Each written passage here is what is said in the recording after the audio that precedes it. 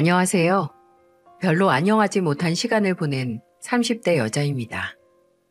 어디서부터 어떻게 시작해야 할지 사연을 보내기로 결심한 지금도 말이 쉽게 떨어지지 않습니다.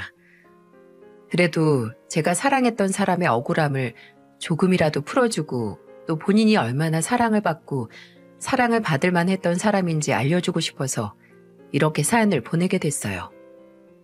저는 첫사랑을 남들보다 배는 늦게 만난 것 같아요. 첫사랑보다는 늦사랑이라고 해도 될 정도로요. 물론 이전에 연애를 안 해본 건 아니지만 정말 사랑이라고 할 수 있는 감정을 느낀 건 한 명뿐이었거든요. 바로 제 남편이죠. 남편은 제가 36살 때 제가 일하는 금거래소에서 함께 일하는 언니의 소개로 만나게 됐어요. 그 언니는 고향이 강주인데 저랑 5년간 함께 일하고 사무실에서 가장 친하기도 해서 같이 여행도 자주 갔거든요. 언니 고향으로 함께 주말에 여행을 갔다가 언니가 오래된 친구가 한 명 있는데 저만 괜찮다면 온 김에 같이 저녁을 먹자고 했거든요. 저는 낯을 가리는 성격도 아니고 또 언니가 정말 친한 친구라고 본인 친구들 중에서 제일 착한 친구라고 해서 궁금하기도 했거든요. 그렇게 만난 남편은 솔직히 처음에는 착한 사람이라는 생각보다 좀 빙구처럼 보일 정도로 순박하다는 게 남편에 대한 첫인상이었어요. 진우 씨랑 언니랑 동갑이라고 했죠? 네? 네네, 맞아요. 36입니다. 뭔 소리야, 너 올해 38이야. 36은 윤주지. 왜 갑자기 나이를 깎아? 어? 맞네. 순간 착각했어. 제가 무슨 말만 걸면 되게 당황하고 말도 더듬거리고 눈도 못 맞추시는 거예요. 나중에는 너무 긴장한 게 보여서 미안해서 말도 못 걸었는데 근데 또 그렇게 긴장을 하면서도 제게 먼저 말을 걸려고 하고 제가 먹으려는 안주가 멀리 있으면 그릇을 제 앞으로 놔주더라고요. 그릇을 든 손이 발발 떠는 게 눈에 다 보이는데 그 모습에 묘한 호감을 느꼈어요. 그날 제가 먼저 남편에게 제 번호를 주고 먼저 톡을 해서 연락을 하기 시작했는데 진짜 제가 톡을 하나 보내면 3분 내로 답이 바로바로 오더라고요. 솔직히 별로 중요한 내용도 아니었거든요. 뭐 밥 먹었냐? 나는 뭐 먹었는데 맛있더라. 퇴근하고 싶다. 아직도 화요일이다. 뭐 이런 거요. 근데 그런 제 문자에 10분 정도 답이 늦어지면 나중에 미안하다, 일하느라 못 봤다고 안절부절하고요. 그 사람은 광주에 있는 대기업 소재의 자동차 공장에서 생산직으로 일하고 있었는데 근무 중에 휴대폰을 잘 못 보는 걸 저도 알고 있었는데 말이죠. 여러분도 예상하셨겠지만 연애 역시 제가 먼저 다가가서 하게 됐어요. 솔직히 저는 이 남자가 대체 언제 제게 진지하게 만나보자 얘기를 꺼낼지 궁금했거든요. 광주에 사는 사람이 거의 3개월 동안 매주 주말마다 서울로 저를 만나러 오는데 그냥 지인을 통해 만난 아는 동생이 보고 싶어서 오는 건 아닐 거 아니에요. 오늘이 그날이겠지 하는 마음으로 나가면 그냥 제가 먹고 싶은 거 먹이고 제가 가고 싶은 곳 같이 가고 아무 말 없이 저를 집까지 데려다 주길래 하루는 너무 답답해서 제가 먼저 말했어요. 언제쯤 나한테 고백할 거예요? 라고 말이죠. 저는 사람 얼굴이 몇 초 만에 그렇게 빨개질 수 있다는 걸 남편 덕분에 알았습니다. 술도 못해서 소주 2잔만 마셔도 취하는 사람이 이상하게 얼굴은 안 빨개져서 체질이 그런가 보다 했는데 부끄러울 때는 불 붙은 것 마냥 화르륵 하고 빨개지더라고요. 그렇게 저희는 제 그 한마디로 기다렸다는 듯 연인이 됐습니다. 남편은 한 주도 빼놓지 않고 금요일 저녁에 서울로 와서 저와 주말을 통째로 함께 시간을 보냈고 피치 못할 사정으로 못 오는 날에는 토요일, 일요일 중 하루 잠깐 와서 제 얼굴만 보고 가기도 했어요. 많이 못 만나는 만큼 보고 싶은 게 장거리 연애의 장점이자 단점인데요. 그리운 만큼 애틋하고 얼굴을 많이 못 봐서 연애 기간이 길어도 풋풋한 감정을 느낄 수 있었어요. 그렇게 1년을 넘게 만나도 늘 연애 초반처럼 설렜지만 그래도 만난 지 1년 4개월 만에 혼전 임신이 됐을 때는 많이 놀랐네요. 얼마나 놀랐냐면 이 사실을 남편에게 알리는 게 고민이 돼서 남편에게는 몸이 안 좋다고 하고 그 주에는 오지 말라고 했었어요. 그냥 얼굴을 보면 바로 말할 것 같은데 그게 무섭더라고요. 근데 대체 그 주 데이트는 쉬자는 제 목소리에서 뭘 감지한 건지 그 다음 주 수요일에 월차를 내고 서울로 저를 만나러 왔더라고요. 혼자 더 마음을 정리하려고 했는데 저는 저녁에 저를 사무실까지 데리러 온 남편의 얼굴을 보자마자 제가 임신했다고 말해버렸습니다. 저는 속이 복잡한데 남편은 제 고백을 듣자마자 두 손으로 입을 막더니 이내 어린아이가 거대한 5층짜리 케이크를 본 것처럼 세상에서 가장 행복한 표정을 짓더라고요. 그리고 저를 안아주며 혼자 고민하게 해서 미안해, 정말 미안해 라고 했어요. 그 품에 안기니 복잡했던 마음이 스르륵 다 풀어져 녹더라고요. 뭐하러 나 혼자 끙끙거리며 고민했나 싶기도 했고요. 그날부터 남편은 혼자 결혼 준비를 시작했습니다. 신혼집 같은 경우에는 아이가 태어나기 전까지는 연애 때처럼 저는 서울의 제 자취방에서 살고 남편도 마찬가지로 계속 지냈던 광주 공장에서 제공한 숙소에서 지내다가 아이를 낳고 나서 광주로 가서 함께 살 집을 구하기로 했어요. 남편은 연애할 때 매주 서울로 와서 자연스럽게 제 가족을 만나서 저만 광주로 가서 시댁 가족들을 보면 됐었어요. 근데 그게 가장 첫 관문이자 가장 큰 난관이었네요. 시댁에 초대를 받고 갔을 때 처음에 놀랐던 건 저는 항상 남편에게 형만 있는 줄 알았거든요. 서로 가족 얘기를 하면 형이나 어머니 그리고 아버지가 10년 전 화물차 운전 중 사고가 나셔서 하반신 마비가 됐다는 얘기만 했었어요. 누나는 진짜 스쳐 지나가는 이야기로도 꺼내지 않았습니다. 그래서 시댁에 갔을 때 시댁의 시부모님과 그리고 아주버님으로 보이는 분, 그리고 그 옆에 여자분이 있을 때 저는 당연히 제 형님인 줄 알았어요. 아주버님이 5년 전에 결혼했다는 말을 들었거든요. 근데 아주버님이 집사람은 오늘 친정에 일이 생겨서 못 왔다라는 말을 했을 때 그럼 저 여자는 대체 누구란 말인가? 라는 의문이 제 머릿속을 떠다녔죠. 그때 옆에서 좀 당황한 목소리의 남편이 이런 말을 했죠. 오늘 누나 안 온다고 들었는데 왔네? 나중에 그 자리가 끝나고 남편이 저를 서울로 데려다 주는 길에 사과를 하면서 고백했어요. 누나가 있다는 걸 먼저 말 못해서 미안하다고. 근데 그럴 만한 이유가 있다면서요. 남편의 누나, 그러니까 제 시누이는 아이 둘 낳고 결혼 생활 중에 다른 남자와 바람이 나서 그 남자에게 결혼을 조건으로 5억 정도의 돈을 갈취해 혼인빙자 사기로 징역을 살고 나왔다는 거예요.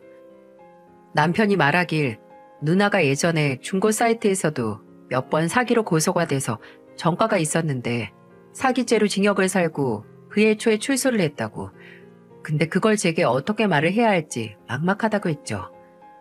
결혼식 전까지는 무조건 말하려고 했고 어차피 누나가 출소 후 가족들과 만나지도 않아서 타이밍을 보고 있었는데 그날 그렇게 집에 있을 줄 몰랐다고요. 근데 여기서 더 환장할 포인트가 뭔 줄 아시나요? 시댁에 인사를 가서 겪은 충격적인 일이 이게 다가 아니었다는 겁니다. 진짜 문제는 따로 있었어요. 그건 바로 시어머니였습니다. 시어머니는 인사를 드리러 간 자리에서 제게 이런 말을 하셨어요. 진훈이가 공장에서 일하면서 통장 관리는 나한테 맡긴 거 알지? 네, 알고 있어요. 생활비 빼고 어머니께 돈 관리 맡겼다고요. 이건 연애 초부터 알고 있었어요. 그래도 30 후반인 사람이 체크카드 안 쓰길래 물었더니 남편은 사회초년생이었을 때부터 자연스럽게 돈 관리를 시어머니께 맡겼다고 하더라고요. 근데 그것도 결혼 전까지고 결혼하고서는 모았던 돈까지 해서 경제권을 다시 받아올 거라고 남편이 말했거든요. 생산직에서 13년 동안 근무하면서 정확히는 어머니께 물어본 적이 없어서 모르지만 적어도 5억 이상은 모았을 거라고 했고요. 그래서 저희는 그 돈으로 광주에서 신혼집을 구할 생각이었어요. 근데 시어머니는 알고 있다는 제 말에 잘 됐다는 것처럼 고개를 끄덕이더니 이렇게 말씀하셨어요. 그럼 얘기가 쉽겠네. 제가 어렸을 때부터 뭐 숫자니 저축 이런 거에 약했어. 그래서 내가 안색에 막느라 얼마나 고생을 했는데. 그런데 그걸 결혼한다고 해서 홀랑 가져갈 생각은 아니지? 솔직하게 말해서 내가 처음 만난 널 뭘 보고 내 아들이 땀 흘려 모은 돈을 넘겨주겠어. 서로 간에 믿음이 생겨야 할 수 있지. 요새 돈 관리 잘못하고 허영만 잔뜩 든 여자 만나서 평생 모은 돈 날린 남자들 보면 내 아들도 그럴까봐 겁나. 엄마, 그런 말이 어딨어요. 윤주 그런 사람 아니에요. 너야 그렇게 말하겠지. 근데 난 아직 쟤를 모르잖니. 그러니까 식 올리고 애 낳고 나서 이 정도면 믿어도 되겠다 하면 내가 어련히 알아서 넘겨줄 테니까 너는 앞으로도 돈 관리 엄마한테 맡겨라. 알아들어? 그래도 되겠지, 윤주야? 아니요, 어머님. 저는 동의 못하겠는데요. 따지고 보면 어머님 말씀대로 남편이 땀 흘려 모은 남편 돈인데 어머님 믿음보다는 남편의 믿음을 얻는 게 중요하죠. 그리고 이 사람은 제가 그런 사람이 아니라는 걸 알고 믿는데 경제권을 누구한테 넘기든 그건 어머님의 일방적인 권한이 아니라 남편에게 우선적인 선택권이 있다고 생각해요. 안 그래, 진우 씨? 아니, 재수 씨. 말 참 잘하는데 근데 우리 엄마랑 진훈이 쟤는 원래 그렇게 했다니까요. 진훈이가 재수 씨 만나기 이전부터 참 말 따박따박 잘하네. 아니, 넌 부모님이 그렇게 가르쳤니? 네, 저희 부모님께서는 부모님의 권한으로 일방적인 가정교육은 안 하셔서요. 아이고, 시어머니가 말하면 그냥 알겠다, 그렇게 하겠다 하는 거지. 너 지금부터 이러면 앞으로 결혼 생활 동안 아주 골아파질걸? 너희 어차피 결혼하고 나서 주말 부부처럼 지낼 거 아니야. 그럼 결혼하자마자 집이 필요한 것도 아닌데 그 큰 돈이 뭐가 필요하다고. 엄마, 저희 곧 있으면 애 태어나요. 그럼 계속 주말 부부로 살 수도 없고 윤주가 광주로 올 거라서 지금 당장은 아니라도 신혼집 계약은 해야 하고요. 그리고 저도 결혼하기 전에 엄마한테 맡긴 돈 가져오려고 했어요. 앞으로 월급 관리도 직접 윤주랑 할 생각이었고요. 아유, 아주 벌써 물들었구나 너. 아니 13년 동안 아무 말 않고 잘 따라오더니 여자 하나 만나서 정신머리가 여자가 원하는 대로 싹 개조됐어. 윤주를 만나서가 아니라 저 분명 엄마한테 통장 맡길 때 결혼하면 그때 달라고 했고 걱정 말라고 다 적금으로 돌려서 너 장가 갈 때 주겠다고 한 거 엄마예요. 이해가 안 가는데 도대체 왜 뺏기는 사람처럼 구세요? 형 결혼할 때는 집 구하라고 2억인지 3억인지 바로 만들어 주셨으면서 왜 저는 제 돈도 못 준다고 하시는데요? 남편은 그 자리에서 저와 약속했던 대로 시어머니에게 단호하게 나갔어요. 웃긴 게 돈을 관리했던 시어머니가 반발을 한 건 100번 양보해서 예상했던 모습이긴 한데 옆에 있는 아주버님이나 시누이가 남편의 그런 모습을 괘씸했다는 겁니다. 근데 남편은 지지 않았고 그렇게 단호한 막내 아들의 모습을 처음 본 시어머니 입에서 이런 말이 나올 수 있었어요. 아유, 알았어. 지금 적금으로 묶여있는 돈 있으니까 그거 만기되면 줄게. 너 애 낳기 전에 끝날 거니까 그때 준다고. 필요 이상으로 화를 내는 모습이 당황스럽긴 했지만 그래도 시어머니 앞에서 신혼집 구하기 전까지 준다는 말이 나와서 다행이었죠. 그 후에 남편은 제게 어머니가 원래 옛날부터 유독 통제가 심하고 본인이 안 하면 큰일 나는 줄 아는 사람이라고 하며 사과를 했습니다. 그래도 저는 평생 그런 어머니에게 반대를 안 했던 사람이 결혼을 결심한 후로 강하게 행동했던 남편이 자랑스러웠어요. 그 사람 성격이 어떤 줄 잘 아니까요. 근데 또 다른 난관은 그렇게 사위를 마음에 들어하고 이 결혼을 응원했던 부모님과 언니가 상견례를 한 후에 결혼을 다시 생각해보라고 했다는 겁니다. 저희 부모님께서는 시장에서 과일 장사를 하시는데 그런 부모님을 만난 시어머니께서 안이 꼽다는 표정으로 한 말이 이거였거든요.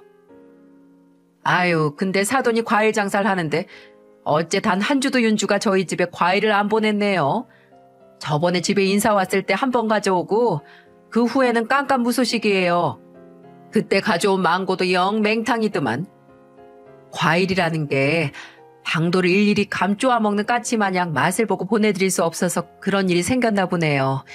기대에 부응하지 못한 게 죄송해서라도 사부인께서 파는 물건 몇 개 사드려야겠어요. 사부인께서도 장사하신다고 들었는데 무슨 장사하신다고요? 네? 아, 그냥 이것저것 상황 되는 대로 물건 떼와서 팔고 있습니다. 어머, 궁금하네요. 주로 뭘 파시나요? 사부인께서 파는 물건 중에 잘 나가는 건 뭐예요? 그게 그때그때 달라져서요. 제가 하는 일이 평범한 사람들은 모르는 거라. 네트워크 마케팅이라고 들어보셨나 모르겠네요. 그거 혹시 다단계 말씀하시는 건가요? 여기서 저는 또 한 번 놀랐죠. 참 안 놀랄 틈을 안 주십니다. 영어로 번드르하게 말했지만 아시는 분은 다 아실 거예요. 네트워크 마케팅, 그건 바로 일명 다단계를 부르는 다른 명칭이었던 거예요. 저희 어머니가 표정을 못 숨기시고 난색을 표하시자 시어머니는 요새 다단계는 예전과 다르다고 수익 구조도 탄탄하고 이게 은근히 돈이 된다는 변명을 늘어놓기 시작하셨어요. 저희 어머니는 아, 네네 라고 하셨지만 바로 옆에 있는 제게 넌 뭐 안 샀지? 라고 물어보셨죠. 그날 저는 바로 자취방으로 가지 못하고 어머니와 언니의 손에 붙들려 본가에 가야 했습니다. 어머니는 집에 도착하자마자 웃옷을 벗어 바닥에 그냥 내팽겨 두시고 찬물을 벌컥벌컥 드셨고요. 아버지는 한숨 쉬시고 언니는 제게 너 어떻게 하려 그러니? 라고 물었습니다. 어머니는 찬물 한 컵을 다 비워내시고 제게 와서 말하셨죠. 내가 진짜 마음만 같으면 너 뜯어 말리고 싶다. 아무리 한서방이 사람이 좋고 착하다고 해도 이건 아니다, 이건 아니야. 그렇게 어쩌자고 덜컥 임신부터 해. 내가 진짜 너 임신만 안 했으면 아무리 한서방 같은 사위라도 결혼 못하게 뜯어 말렸을 거야. 됐어. 요즘 세상에 무슨 임신했다고 꼭 결혼해야 돼? 윤주 너 진지하게 다시 생각해. 그런 사람 시부모라고 어쨌든 얼굴 보고 살아야 하는 건 우리가 아니라 너야. 아니면 한서방이 너랑 결혼한 후에 본인 부모 안 보고 살 수 있을 것 같아? 그때는 가족들의 말이 어찌나 아프고 저를 외롭게 하던지 저도 시어머니가 호락호락한 상대가 아니라는 걸 알고 분명 내 결혼 생활을 힘들게 만들 사람이라는 걸 알지만 그래도 제가 가족들에게 듣고 싶었던 건 만류보다 응원이었거든요. 그만큼 남편을 사랑했고 남편과의 결혼에 확신이 있었어요. 남편은 결혼 준비를 하면서도 제가 시댁에 인사를 드리고 온 후로 아들인 본인이 시어머니 성격을 제일 잘 아니까 알아서 제가 시어머니 때문에 마음고생할 일 안 만들겠다고 제게 말했거든요. 저는 남편을 믿었고 남편의 말을 믿었고요. 저는 가족들의 걱정 속에서 결혼을 했고 저는 흔들림이 없었습니다. 남편도 늘 그렇듯 제 곁에서 힘이 되어줬고요. 남편은 결혼 후 광주로 가서 평일에도 짬을 내서 신혼집을 알아보러 다녔고 주말에는 남편이 서울로 와서 같이 부동산 어플로 보면서 앞으로 아이가 태어난 후 함께 살 집을 알아봤고요. 근데 남편이 광주에 가고 2주 정도 지났을 때부터 일이 꼬이기 시작했어요. 토요일 오전에 서울로 오기란 남편이 늘 기차를 타면 바로 기차 탔다, 몇 시에 도착한다 보냈던 문자를 안 보내는 겁니다. 그리고 오후 1시 정도에 제게 갑자기 공장에 일이 생겨서 주말 업무를 하게 됐다고 만나러 못 가겠다고 미안하다고 하는 문자를 보내더라고요. 서운하긴 했지만 예정에도 없이 주말까지 일을 하게 된 남편이 안쓰러워서 저는 걱정 말라고 했어요. 근데 그 다음 주에는 평일에도 연락이 잘 안 되더니 금요일 밤에 몸이 안 좋아서 서울에 못 가겠다는 말을 하는 게 아니겠어요? 저는 그때 알았습니다. 제가 임신 사실을 알고 난 직후 그 사실을 숨기고 남편을 피했던 것처럼 저도 그때 남편의 목소리를 듣고 무슨 일이 생겼다는 걸 말입니다. 저는 일단 남편에겐 알겠다고 하고 다음날 아침 일찍 광주로 향했어요. 그리고 제가 남편 얼굴을 보자마자 임신했다는 말이 튀어나왔던 것처럼 저를 본 남편은 울면서 제게 지난주에 있었던 억울하다 못해 참담한 일에 대해 말을 해줬습니다. 남편이 제게 주말 근무 때문에 만나러 가지 못한다고 한 날, 남편은 일을 했던 게 아니라 금요일 밤에 시댁에 있는 시어머니께 13년 동안 맡겼던 통장을 받으러 갔던 거였어요. 그 전주 주말에 저를 만나러 왔을 때 저희 둘 마음에 드는 집을 봤었거든요. 근데 봤던 집들 중에서 제일 비싸기도 해서 남편은 일단 시어머니가 모은 자신의 돈이 정확하게 얼마인지, 그리고 시어머니가 말했던 적금은 언제 만기되는지 알아보기 위해 갔던 거죠. 집은 남편이 모은 돈으로 예식 비용과 혼수는 제 돈으로 하기로 했었거든요. 근데 시어머니는 통장을 보여준 게 아니라 어처구니 없고 분통 터지는 변명들 뿐이었어요. 남편은 그전부터 시어머니가 모은 돈이 최소한 5억은 넘을 거라고 했었어요. 그도 그럴 게 예외가 없으면 13년 동안 생활비 30만 원에서 40만 원 제외한 월급을 모두 시어머니께 관리해달라 맡겼다고 했거든요. 그래서 남편이 별다른 의심 없이 시어머니께 그래도 5억은 되죠? 그럼 지난주에 보고 온 집 계약할 수 있는데 라고 말했는데 시어머니 입에서는 태연스럽게 이런 말이 나왔다고 합니다. 그 돈 없어. 그 정도는 안 돼. 돈이 없다고요? 왜요? 제가 계산해봤는데 통장에만 넣어놨어도 최소 5억은 넘던데요? 얘는 누가 돈을 은행에 처박아 두니? 얘가 여직 이렇게 돈 돌아가는데 까막눈이야. 내가 이러니까 너한테 통장 관리 못 맡기는 거야. 아니, 엄마, 말 돌리지 말고 대답하세요. 돈이 없다는 게 무슨 소리냐고요? 시어머니는 13년 동안 본인에게 돈 관리를 맡겨온 남편에게 마치 남처럼, 아니 작정하고 13년 동안 등쳐먹을 대로 처먹은 사람에게 말하는 것처럼 뻔뻔하게 말했다고 해요. 너 생각해봐라. 네 아버지 저렇게 되고 나 혼자 우리 가족 먹여 살리느라 얼마나 고생했어. 근데 진영이 진주 결혼한다고 하지. 진주 고깃집에는 사고만 쳐서 여기저기 합의금 물어줘야 하지. 그것도 모자라서 걔 감옥 간 다음에 네 조카들 데려와서 키우느라 돈 들었지. 그래서 엄마 하고 싶은 말이 뭔데요? 내가 엄마도 정말 살고 싶어서 그랬어. 살고 싶어서. 나도 이렇게 될지 모르고 그냥 우리 아들이 벌어오는 돈 잘 만져서 불려주려고 그랬단 말이야. 장황한 말을 늘어놓던 시어머니의 말은 그거였습니다. 남편이 맡겼던 돈 중 1억 2천이란 돈을 본인이 하는 네트워크 마케팅, 그 다단계 투자를 해서 까먹었다고요. 남편은 말 그대로 꼭지가 돌았죠. 아니, 왜 내 돈을 엄마 마음대로 투자를 해요? 그게 엄마 돈이에요? 할 거면 나하고 의논이라도 하든가.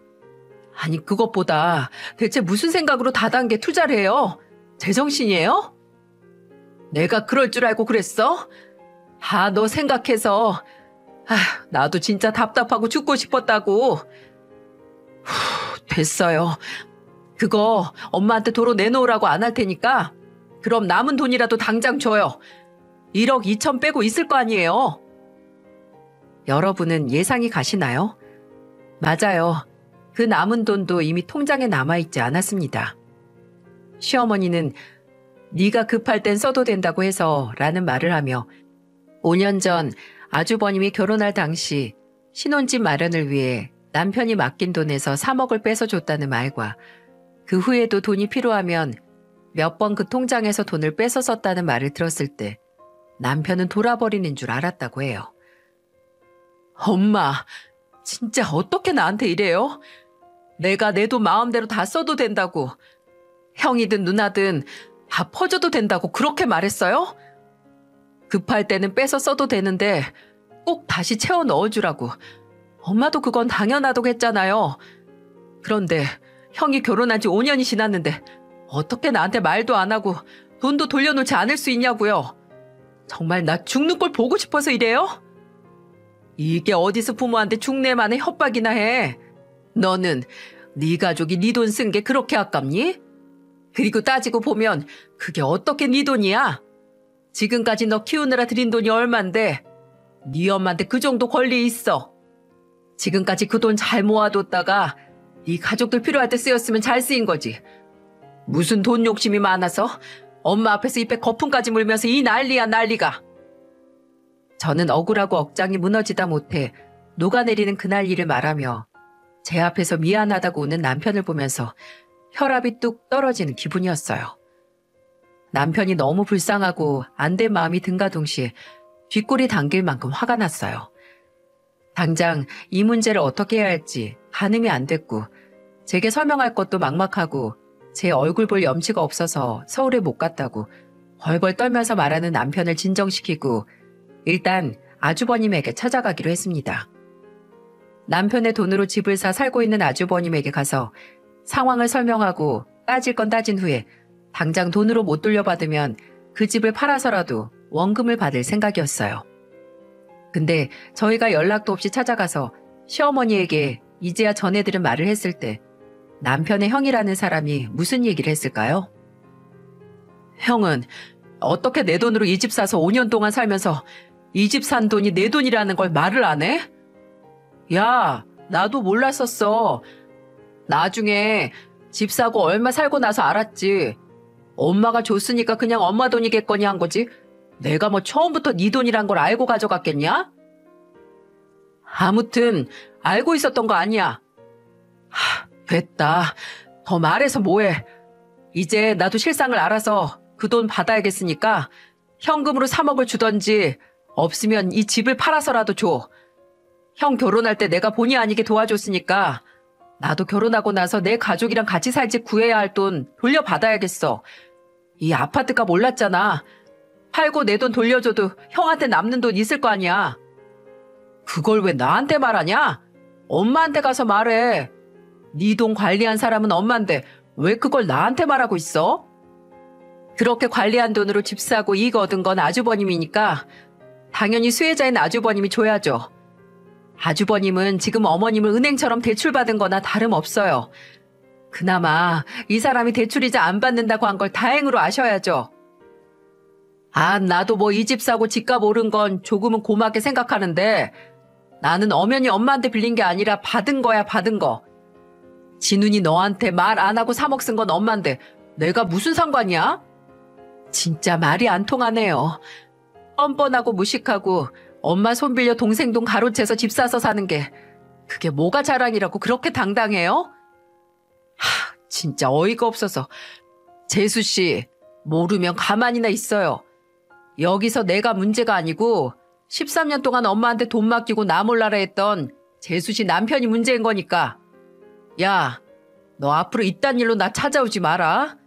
안 그러면 진짜 너나 네 마누라 아직 안 태어난 이 새끼까지 이 동네 발 못 붙이게 해줄 테니까.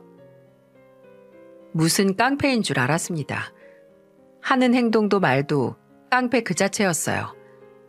더 이상 얘기를 하면 주먹 다짐까지 할 것 같고 말이 안 통하니 더 이상의 대화를 이어갈 수가 없어서 저는 서울로 왔고 남편은 광주에 남았어요. 저는 일단 남편을 다독였어요. 시어머니에게 남은 돈을 회수하고 어떻게든 법적으로 그 돈을 받을 수 있는 절차를 알아보자고요. 집은 어떻게든 구할 수 있으니 걱정 말라고 말입니다. 그리고 시댁에 남은 돈을 받으러 같이 가자고 했는데 남편은 그것까지 저를 끌고 갈 수 없다고 본인이 알아서 할 테니까 저는 일단 서울로 가라고 해서 일요일 아침에 서울로 돌아온 거고요. 서울로 돌아와서도 머리가 복잡했어요. 이미 시댁 식구들을 만난 후 결혼을 반대했던 제 가족에게 바로 털어놓을 수 없어서 뱃속에서 축복과 같은 생명이 자라나고 있는데 동시에 속이 골마가는 것만 같았죠. 그러다가 다음 주 화요일에 남편이 서울로 왔습니다. 반차를 내고 왔는데 그냥 제가 보고 싶어서 왔다고 하더군요. 그날 남편은 제 자취방에서 제가 좋아하는 식당에서 포장해온 감자탕으로 함께 식사를 했고 제가 씻기 전에 화장 지우는 걸 귀찮아하니까 화장솜에 리무버 묻혀서 제 화장 지워주고 머리까지 감겨준 다음에 같이 좋아하는 영화 보면서 잠들었네요. 그리고 다음날 새벽 기차를 타고 남편은 다시 광주로 갔고요. 너무나 일상적이고 특별할 거 하나 없는 시간이었지만 그때는 몰랐습니다. 그게 제 인생에 있어서 잊을 수 없는 순간이 될지 말이죠. 그날이 저와 남편의 마지막 순간이었거든요. 목요일 저녁에 전화 한 통을 받았어요. 광주에 있는 한 내천 근처에서 시신이 발견됐는데 그 근처에서 지갑과 휴대폰이 발견이 됐다고. 그 휴대폰에 있는 번호로 연락을 했는데 실례지만 한진훈 씨 보호자분이냐고 하는 전화였죠. 막 집에 들어왔던 전 그대로 주저앉았고 당장 병원으로 와달라는 말을 하는 구급대원의 전화가 끊겼음에도 한참을 휴대폰을 붙들고 그 자리에 주저앉아 있었어요. 이러면 안 되는데, 일어나서 그 사람한테 가야 하는데 라는 생각을 하는데 다리는 안 움직이고 머리는 멍하고 그때는 영혼이 다 빠져나간 껍데기가 된 기분이었습니다. 저는 언니에게 전화를 했어요. 언니, 어떡해? 내 남편, 우리 진훈 씨 어떡해? 언니는 놀라서 무슨 일이냐고 물었고 제가 받은 전화 내용을 듣자마자 너 절대 혼자 운전해서 갈 생각하지 말라고 언니가 갈 테니까 기다리라고 했어요. 언니는 오면서 부모님께도 연락을 했는지 언니보다 부모님이 먼저 제 집에 도착하셨고 저희는 언니 차를 타고 남편이 있는 병원으로 향했습니다. 솔직히 말하면 아직도 그 상황이 잘 기억이 안 나요. 기억이 뿌옇고 중간중간 끊기기도 했는데 언니 말로는 제가 2-3번 정도 몇 초씩 정신을 잃었다고 하더군요. 차게 식은 남편을 보고도 한 번 쓰러졌고요. 현장에 도착한 경찰의 말로는 근처 산책을 하던 시민의 제보로 현장에 출동을 했고 술에 취한 남편이 내천에서 극단적인 선택을 했다고 하더군요. 그 근처 물 밖에 소주 2병과 우돛이 있었다고 하면서 제게 건네줬는데 옷을 받아들었는데 거기서 나는 남편의 향수 냄새를 맡고 그대로 옷을 안고 주저앉아 오열했습니다. 극단적인 선택을 앞두고 얼마나 무서웠으면 평소에 2잔도 채 못 먹는 술을 2병이나 입에 털어넣었을까. 물 안에서 혼자 얼마나 추웠을까 하는 생각에 한참을 울다가 그 안에서 휴대폰이 나왔고 또 안 주머니에서 종이봉투가 하나 나왔어요. 남편의 유서였습니다. 유서 제일 위에는 누구보다 미안하고 고맙고 사랑하는 윤주, 그리고 꼭 만나고 싶었던 우리 콩콩이에게 라는 글이 써져 있었어요. 콩콩이는 제 뱃속 아이의 태명이었죠. 윤주야, 너한테 할 말이 산더미 같아가도 용기가 없고 나약한 주제 입이 10개라도 할 말이 없어서 몇 번을 주저했는지 몰라. 할 말을 정리하다가도 어차피 남는 말은 사무치게 미안하다는 말하고 가슴이 아리도록 너를 사랑한다는 말뿐이더라. 심심하고 비슷하게 굴러가던 내 인생은 윤주 널 만나면서 너와 내가 세상의 주인공이 된 것처럼 나를 특별하게 만들어줬는데 어쩌다가 이렇게 된 걸까? 너를 만나 색깔을 찾은 내 인생이 한순간에 다시 색을 잃고 흑백이 된 기분이야. 분명 너와 콩콩이를 누구보다 행복하게 만들어주고 싶고 나는 그런 너와 콩콩이를 보면서 행복한 인생을 살고 싶었는데 어디서부터 잘못된 건지 내가 살아온 지금까지 인생이 빈 껍데기 같고 어떻게 다시 시작을 해야 할지 막막해서 하루에도 수십 번씩 숨통이 막혀서 정신이 아득해진 기분이야. 너와 콩콩이를 두고 가는 주제에 부탁까지 하는 게 염치 없을 수 있지만 윤주야, 나는 고작 돈 때문에 너와 콩콩이를 두고 가는 게 아니야. 돈은 다시 모을 수 있지만 잃어버린 내 시간은 어떻게 해야 하지? 난 이제 내가 누군지 모르겠어. 이 글을 쓰고 있는 동안에도 내가 아닌 것 같은 감각에 멀미가 나는 것 같아, 윤주야. 남편이 마치 고통 속에서 질식해가면서 쓴 것 같은 유서에는 너와 콩콩이에게 마지막으로 줄 수 있는 것이라는 말과 함께 내 앞으로 된 종신보험은 사인이 자살이라도 가입 후 2년이 지난 뒤에는 재해 사망으로 분류가 돼서 보험금을 지급받을 수 있다라는 내용이 있었는데 그때는 이게 보이지도 않았습니다. 유서의 맨 끝자락에 다시 한번 제게 용서를 구하는 내용과 함께 내 휴대폰에 저장된 녹음 파일을 듣고 조금이라도 내 죽음을 윤주 네가 이해해주길 바래 라는 문장이 제 눈에 들어왔기 때문이었어요. 그 문장을 읽자마자 저는 남편의 웃옷에서 휴대폰을 꺼내 저장된 음성 파일을 열었고 총 3개의 파일이 지난 일요일에 2개, 수요일 1개로 날짜가 찍혀 있었어요. 일요일 날짜로 저장된 파일 중에 남편과 시어머니의 전화 통화가 있었는데 저는 그 파일을 듣고 다시 한번 제 남편이 너무 불쌍해서 가슴이 찢어지는 고통을 느껴야 했습니다. 그 전화 통화 내용의 앞부분은 남편이 내 돈 다 쓰고 나서 남은 돈이 얼마나 되냐, 당장 그거라도 보내라고, 그리고 나는 끝까지 내가 맡긴 돈 받을 거라는 말을 하고 있었는데 그 말에 시어머니는 코웃음을 치며 이런 말을 한 게 녹음이 됐었더라고요.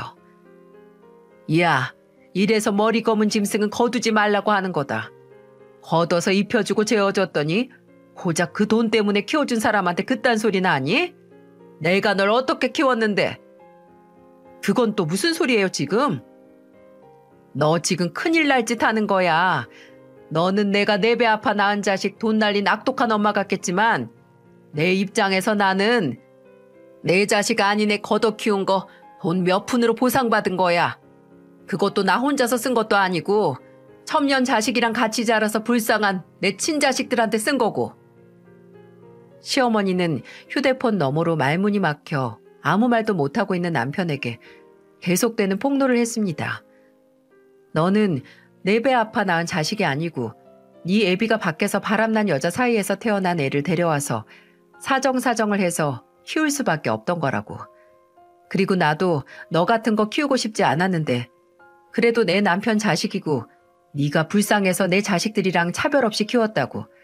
근데 네가 고작 돈 때문에 나한테 대들 수가 있냐고 당당하게 따지는 게 휴대폰 너머 녹음된 음성으로 들렸습니다.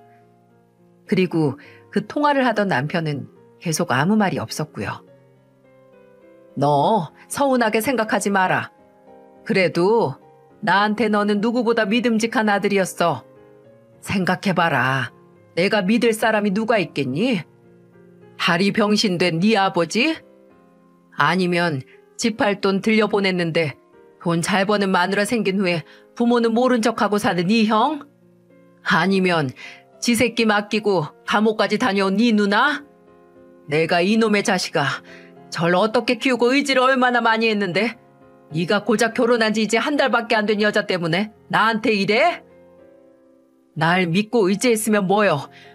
그래봤자 엄마는 걷어먹인 남의 자식이 평생을 바쳐서 번 돈 뒤로는 엄마 친자식들한테 다 퍼줬잖아요.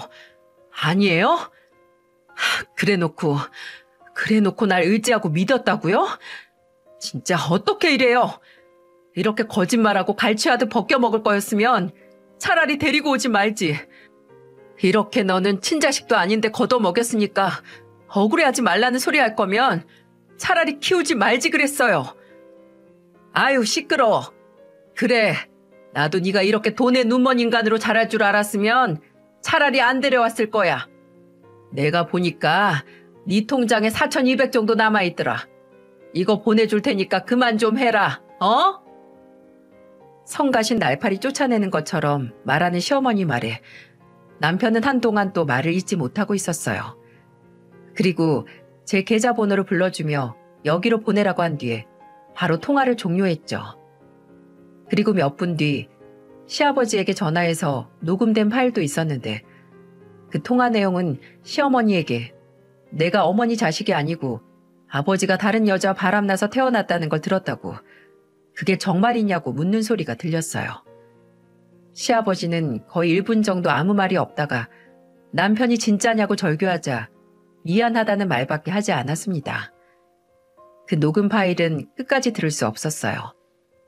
남편이 시아버지에게 어떻게 알고서도 어머니가 내 돈을 형이나 누나에게 당연하게 쓰는 걸 두고 볼 수 있냐고, 나한테 말해줄 생각을 왜 못했냐고, 아버지도 어머니와 마찬가지로 내가 밖에서 생겨서 태어난 자식이라 미래가 어떻게 되든 상관이 없는 거냐고, 나는 진짜 이 집 식구가 아니라서 그냥 허울 뿐이고 그마저도 일생을 바쳐서 번 돈을 가져다 바쳐서 유지할 수 있던 거냐고 울부짖는 그 목소리가 너무 가슴이 아파서 다 듣지도 못하고 껐습니다.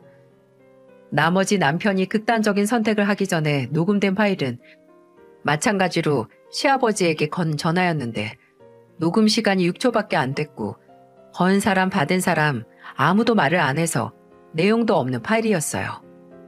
아마 전화는 걸었는데 아무 말도 안 하고 끄는 게 자동으로 저장된 것 같더라고요.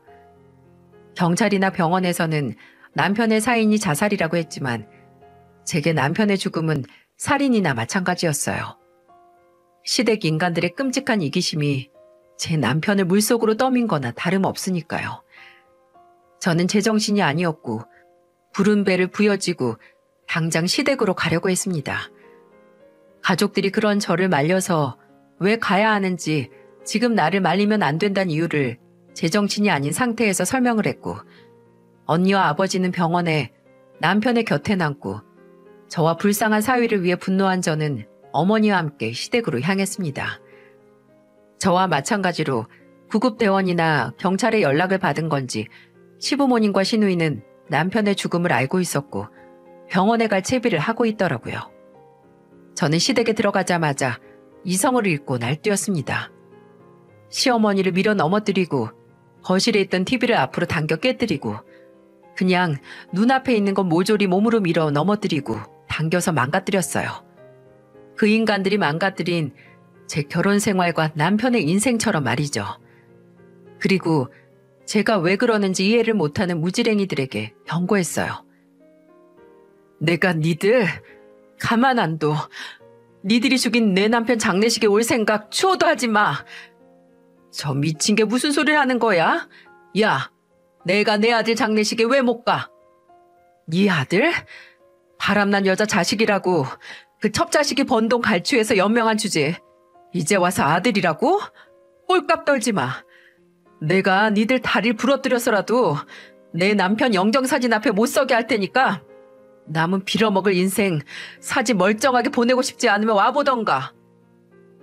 그렇게 시댁을 나와서 저는 남편과 저를 만나게 해준 언니에게 연락을 넣었습니다. 자초지종을 설명하고 나 절대 그 인간들 내 남편 장례식에 발붙이게 못한다고 했어요. 언니는 걱정 말라고 지금 남편과 알던 고향 친구들에게 연락하고 본인도 당장 가서 그 인간들 한 발자국도 못 들어가게 해준다고 했어요. 저는 이 말을 남편 장례식에 올 제 친구들에게도 했고 친구들 중 총 13명이 인간 바리케이드를 할 작정을 하고 장례식장으로 모였습니다. 장례식장에서 사정을 들은 남편의 친구들과 직장 동료는 크게 분노를 표하기도 했고 우는 사람들도 있었어요. 급작스럽게 떠난 친구가 함께 일하던 동료가 그렇게 떠났다는 소식에 모두 한마음으로 저를 도와줄 수 있었죠. 시댁 인간들은 빈소 설치하고 나서 남편 입관할 때도 안 오고 영자 설치하고 나서야 등장했습니다. 하지만 장례식장으로는 들어오지 못했어요. 장례식장 입구 전부터 이미 남편의 고향 친구들과 제 친구들이 길게 모여서 시댁 식구들이 들어오는 걸 막았거든요. 저는 몸 때문에 영정사진 앞에 앉아서 조문객을 맞이하는데 밖에서 망을 보던 친구가 와서 시댁 인간들이 왔다고 알려줬어요. 그리고 이내 밖에서 째지는 소리가 들렸고요. 니들이 뭔데 못 들어가게 해? 이건 놔! 내가 내 아들 가는 길 왜 배웅도 못하게 해? 그 외침을 듣고 저는 무거운 몸을 일으켜 밖으로 나갈 수밖에 없었어요. 근데 제가 나가서 따지기도 전에 저희 어머니께서 인간 바리케이트를 뚫고 지나가 시어머니에게 삿대질을 하면서 분노를 표현하셨어요. 돈에 눈 멀어서 자식 잡아먹은 주제에 뭐가 당당해서 여길 왔어? 천벌받을 인간들. 죽기 전에 쎄 빠지게 번 돈이 내가 아니라 친자식들 좋은 일만 시켜줬다는 걸 안 진훈이가 무슨 심정이겠어? 당신들 그거 알면 여기 오면 안 돼. 진훈이가 살아생전 벌었던 돈을 꿀꺽했으니 여기서도 진훈이 앞으로 들어온 부족은 꿀꺽할 생각에 왔겠지. 절대 들여보내지 마라. 진훈이 가는 길 저런 인간들 때문에 재수 온 붙으면 큰일 나니까. 아마 이 사연을 듣는 여러분들 중 그 광경을 목격하신 분들이 계실 수도 있다는 생각이 드네요. 장례식장 밖까지 사람들이 줄 서서 맞고 있고 시댁 인간들이 들어간다고 실랑이를 오래 해서 진짜 난리였거든요. 근데 정말 저희 어머니 말이 맞았던 게 장례식장 안에 못 들어오게 하니까 장례식장으로 오는 조문객들 보고 시어머니나 아주버님 시누이가 본인들이 아는 사람이면 부족은 본인들한테 주고 들어가라고 호객행위에 가까운 짓을 했다는 겁니다. 다행히 거기서 망을 보던 친구들이 시댁 인간들에게 붙잡힌 조문객들에게 상황을 설명하고 부조금을 중간에 갈취당할 일은 없었네요. 그리고 정말 감사하게도 친구들이 운구할 때까지 남아서 전날 장례식장에 못 들어가고 돌아가던 시댁 인간들이 다시 돌아왔을 때도 남편이 있는 관 가까이도 못 오게 했습니다. 화장터 가는 버스에 타지도 못하게 해서 저희 가족만 남편과 함께 화장터로 향했죠. 그 후 저는 남편을 납골당에 안치까지 시키고 돌아와서 어떻게든 남편이 평생 동안 모은 그 돈을 시댁 인간들에게서 되찾기 위해 방법을 찾으려고 했어요. 7명의 변호사를 만나 상담을 했는데 남편이 그 돈을 시어머니와 다른 식구들에게 갈취당했다는 걸 입증해서 소송을 걸기에는 증거도 없을 뿐더러 혐의를 입증할 건덕지가 없다는 답변만 들었어요. 간단히 말해서 돈을 되찾기 위한 다른 방도가 없다는 거죠. 그래도 남편이 젊은 날부터 본인의 미래를 위해 모은 그 돈은 꼭 찾아주고 싶었는데 떠난 남편을 볼 낯이 없겠더라고요. 그래도 정말 천만다행으로 장례식장에서 있었던 소동이 소문이 파다하게 퍼져서 시부모님이 사는 동네까지 그 집은 밖에서 만들어 데려온 자식, 노예처럼 일 시켜서 돈만 갈취한 파렴치한 인간들, 이런 소문이 돌았다는 겁니다. 남편을 소개시켜준 언니가 고향의 소문이 좀 심각할 정도로 나서 시댁 현관문 앞에 날계란을 던지고 가는 사람들도 있었고 천벌 받으라는 쪽지를 붙여놓고 가는 사람들도 많았다고 해요. 그러다가 남편이 떠나고 2달 뒤에 야반도주하듯 이사를 갔다고 들었고요. 도망치듯 떠난 모습이 그 인간들에게 딱 맞는 모습이긴 하지만 저는 지금도 그 인간들이 지옥불에서 불타길 매일 기도하고 있습니다. 이런 걸 기도하면 저도 언젠가 천벌을 받을 수 있겠지만 솔직히 저는 악마에게 제 영혼을 팔아도 좋으니 제발 제가 살아생전 그 인간들이 고통을 받았다는 소식을 듣고 싶은 심정이에요. 아직도 종종 남편이 마지막에 가족에게 사랑받지 못하고 평생 이용만 당했다는 기억을 가진 채 눈을 감았다는 사실에 치가 떨리게 분노하곤 하니까요. 저는 이래도 되나 싶을 정도로 잘 지내고 있으니 걱정 마시길 바랍니다. 스트레스 때문에 예정일보다 1달 먼저 출산을 했지만 다행히 제 딸은 건강하게 잘 자라고 있어요. 집을 정리하고 친정에서 부모님과 함께 살고 있고 남편이 시어머니, 아니 그 악독한 인간을 통해 제게 보내준 4천만 원의 돈과 그리고 남편 앞으로 나온 종신보험금을 받아 그 돈으로 생활하며 앞으로 아이와 함께 어떻게든 남편이 걱정하지 않고 살 수 있을지 찾아볼 생각이에요. 그리고 이 사연은 부디 제 사연을 들은 여러분께서 억울하게 눈 감은 제 남편이 제게 얼마나 소중한 존재이고 특별한 사람인지 알아주셨으면 좋겠고 또 눈 감기 전 그 차가운 물속에서 사랑받지 못하고 이용당했던 기억을 가진 채 떠난 남편이 제발 그게 전부가 아니라는 걸 꼭 알았으면 좋겠어요. 여보, 당신이 나한테 너 만나기 전까지는 연애 경험이 없다고 했을 때 나도 당신이 내 첫사랑이야 라고 장난스럽게 말했었지. 당신은 내가 자기 말을 믿지 않는다며 투덜거렸지만 나도 그 말이 진심이었어. 여보, 나는 당신과 결혼한 거 후회하지 않아. 당신은 내가 진심을 다해서 사랑했다고 말할 수 있는 처음이자 유일한 사람이니까. 앞으로도 그 사실은 변하지 않을 거고 당신이 아니었다면 이렇게 사랑스러운 우리 콩콩이랑 만나지 못했을 거잖아. 이렇게 예쁘고 웃는 모습이 당신을 닮았는데 내가 어떻게 후회할 수가 있겠어. 여보, 제발 당신의 마지막 기억이 극단적인 선택을 하기 위해 술에 취해 물에 잠기는 그런 기억이 아니라 그냥 그 마지막 날 나랑 같이 밥 먹고 손잡고 침대에 누워서 우리가 좋아하는 영화를 보다 서로의 숨소리를 자장가 삼아 잠드는 그 기억이었으면 좋겠다. 여보, 콩콩이 아빠, 사랑해. 정말 이 세상 누구보다 사랑하고 내가 그 마음으로 우리 콩콩이 사랑하면서 잘 키울 테니까 걱정 말고 훗날 다시 만나는 날 예전처럼 나 꼭 안아줘야 돼. 세상에 사랑하는 사람과 예상치 못한 이별을 하는 사람들이 없길 바라며 이 사연을 마치겠습니다. 모두 건강하고 행복하셨으면 좋겠습니다.